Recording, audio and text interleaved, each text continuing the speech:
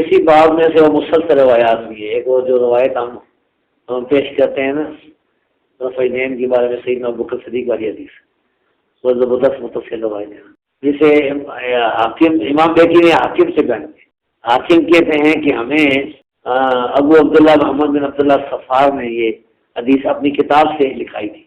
وہ کہتے ہیں کہ ابو اسماعیل السلمی نے کہا.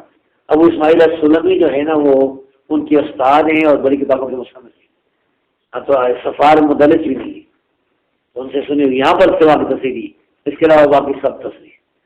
وہ کہتے ہیں کہ میں نے ابو نعمان کے پیچھے نماز پڑھی نا محمد، تو وہ رفعین کہتے تھے نماز شروع کرتے وقت رکوع سے پہلے رکوع کے بعد.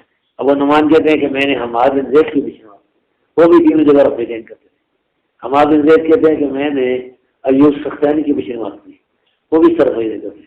ایوب سختیانی کہتے ہیں کہ میں نے عطا بن ابی رباح کے پیچھے نماز پڑھی، وہ بھی رفعین کرتے تھے.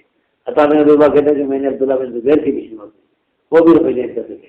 عبداللہ بن زبیر کہتے ہیں کہ میں نے ابوبکر صدیق کے پیچھے نماز پڑھی، وہ بھی تین جگہ رفعین کرتے تھے. ابوبکر صدیق نماز کہ میں نے رسول صلی اللہ علیہ وسلم کے پیچھے نماز پڑھی.